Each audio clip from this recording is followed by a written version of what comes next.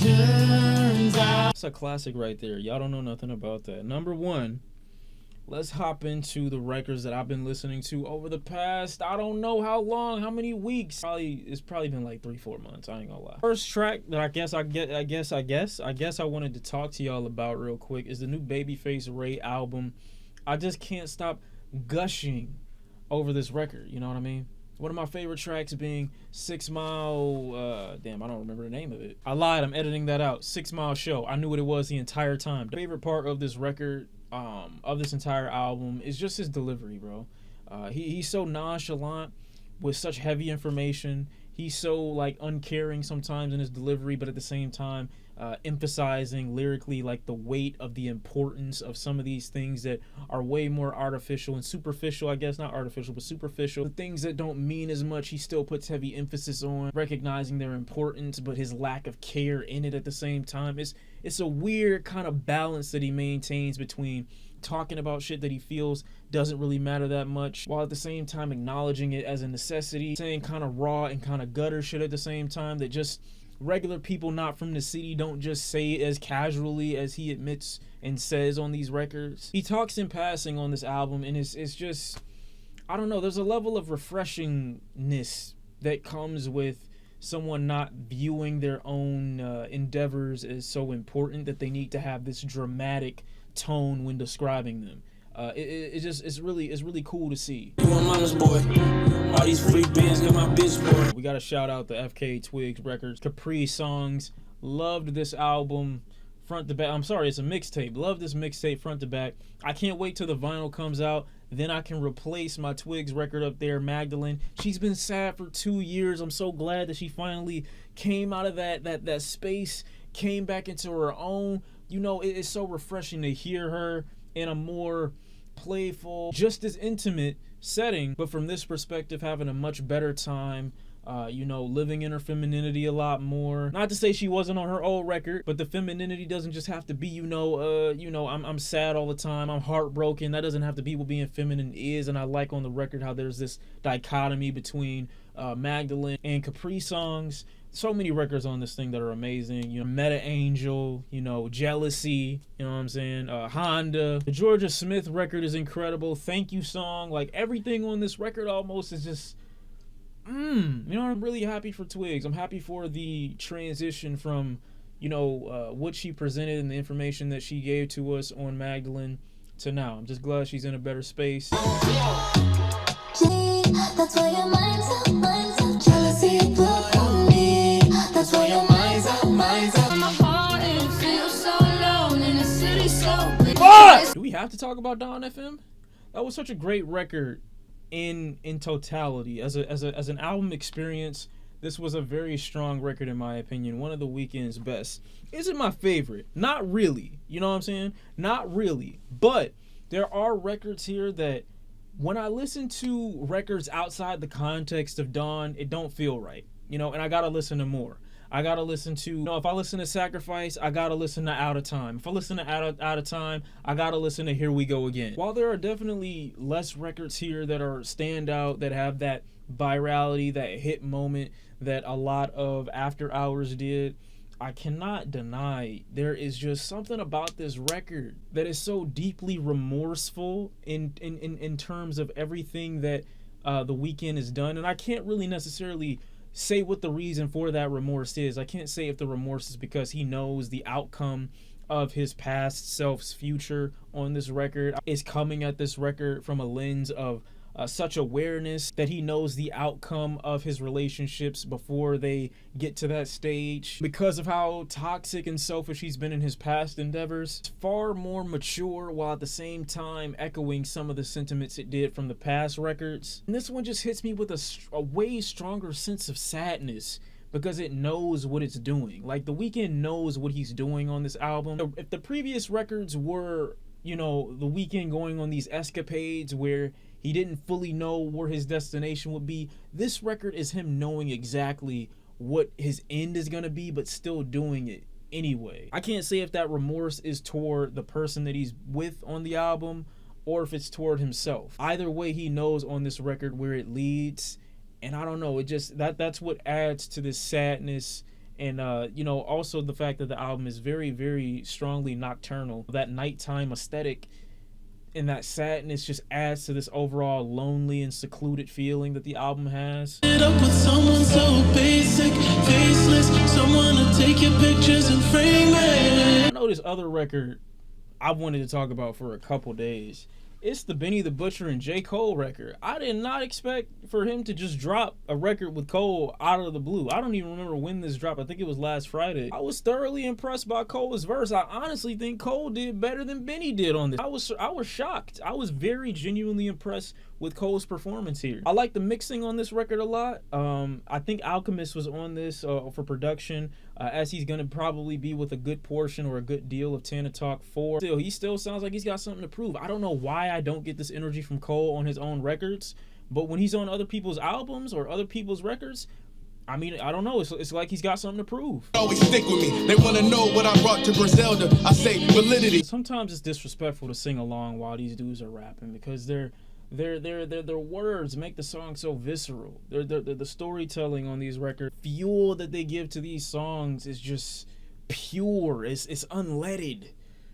I don't know what unleaded means. It's just untouched. I'm joking because I know there's gonna be someone who unironically explains what unleaded means to me, okay? I finally saw the No Way Home movie, the Spider-Man movie. And I gotta say, man, y'all hyped this shit up. And I'm gonna be honest with you. This shit was mid. It was mid. I'm not gonna lie, it was mid, you know. Y'all hyped it up, and I was like, you know what? At the end of the day, I like the movie, but it was like, you know, would I watch it again? For certain scenes. Yeah, for certain scenes. But like the movie, like on its own by itself, you know what I'm saying? Without the, you know what I'm saying? Without the extra, for those who haven't seen it, there is some shit that happens. But like, without them niggas, it's just like, you know what I'm saying? It's like, it's cool. But it's just cool, bro. Like, making it seem like, bro, like, come on, like, stop, bro. Come on, relax. I just wish more happened in the movie. It all felt like it happened in like a day's time. And at the end of the day, nothing ultimately ended up happening. You know what I mean? I'm gonna leave it at that. I got a review coming on my movie channel. You know, if you want to go subscribe over there, it's Shawn Cinema. And we're currently watching Euphoria and Attack on Titan over there as we speak. The soundtrack for SpiderMan No Way Home was pretty good. I liked it. The track called Exit Through the Lobby. I really enjoyed the score for that one, and the one called Forget Me Not that plays near the end of the movie. I really enjoyed that one as well. Drip Season Forever was a horrible album in my personal opinion. I love Gunna. No, I do not. Fuck him. Not really. I'm sorry. I didn't really mean that. That was bad. I like Gunna a lot, like as a person, as a personality. I think Gunna's probably a really cool person, really cool dude when he's not pushing penis. But I don't know if my opinion of Drip Season Forever would have been the exact same had it the original included Pussy Power with Drake. I love this song. This might be one of my favorite Gunna songs, if not my favorite Gunna song. I'm not gonna lie. These blaxploitation kind of, you know, moans and groans that keep peering in. I wasn't a big fan of them at first. They're tolerable. You know, I still listen to the song. Still a great record for me. I think Gunna's flowing crazy on this record. Drake comes in a little bit too loud, in my opinion. I don't know if the mixing on his voice was the same as Gunna's. I really enjoyed Gunna's contribution more than I did Drake's. Not because Drake is bad, but because Drake just, he like busted through, like, you know what I'm saying, like that. I didn't really like, it wasn't gentle enough for me, you know what I'm saying? I like that, man. I like the song. I like the message. I like the meaning. I like the thought behind it. It's a cool song, you know, it's dope. And I heard Nicki Minaj originally was supposed to have a verse on this too. I'm glad she didn't. Not because she trash, but because she trash. Metro Boomin also did an incredible job with this beat as well. I'm loving the direction Metro is going in. If I remember correctly, he did the intro for Migos Culture 3 record, which I believe sampled The Temptations. And so these are these types of things right here that he's going with, this more soul-driven production that's still at the same time pretty heavily trap. I like it. You know, I like it. I'm really excited to see where he goes with that. I want more of it when it comes to if he decides to work with 21 in the future. I expect Metro Boomin to be on this new Donda record. If he's not, I'm going to be highly upset. Another artist that seems a lot more confident and a lot more, I guess, solid, you know, just less depressed, I would say, is Earl Sweatshirt. He's got a bunch of records off of his Sick album. That's literally what the album name is called. I'm not calling it Sick. Flows are better, more energetic. He's definitely a lot more present and aware. I definitely still like some rap songs more for the sentiment that it held at the time, but any type of emotional stability, I guess, is preferred to, you know, records that clearly the artist is going through like a lot. While those records are still great and they make for great music, I would much rather an artist have records where they are a little bit less in the element that they've been hailed as the best version of themselves. So yeah, Earl definitely did his thing. Favorite track on this record, I don't know, Old Friend, you got Lobby, you got Lie, you got the track with Arm & Hammer. Vision is cool too, Fire in the Hole. Like, these are a bunch of great songs. Bandman Real with the New Jersey drill sound once again. Real easy to dance to. Lyrically, I think it could be a little bit more thoughtful, you know.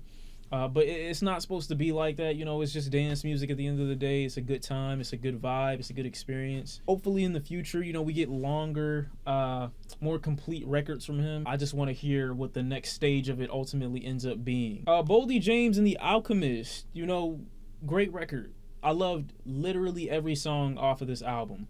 Once again, just like I said about BabyFace Ray, Boldy James is the same in giving this detailed, nonchalant, underrepresented, or non-enthusiastic delivery when it comes to what he's spitting about. Though he's a lot more detailed than someone like BabyFace Ray, he's just as like thoughtless about it. He doesn't really put too much emphasis or too much melodrama in what it is that he's talking about, despite the things that he's talking about being such heavy issues. The Alchemist back in this thing, I mean, you can't go wrong. Alchemist, like I said, Alchemist's contribution to hip-hop is literally just reparations. Like, that's it. You know, without Alchemist, they got a lot more to make up for. Not for nothing from Rick Ross and Anderson .Paak is like, I don't know. If he'd have just included this on the original record, I honestly think that Rick Ross's Richer Than I've Ever Been record would have made my top 25 albums of the year. Like, it was that good of a record for me to acknowledge in my honorable mentions, but for this song to be included would have put it over the edge for me, 100%. This song is so sunny, it's such a vibe, it's so smooth, warm, tropical, saturated in color experience. Rick Ross sounds completely in his element, you know what I'm saying? He doesn't have to be so hard and braggadocious. It's a relationship-driven cut. They're on vacation, clearly. They're having a good time. It's just a great song.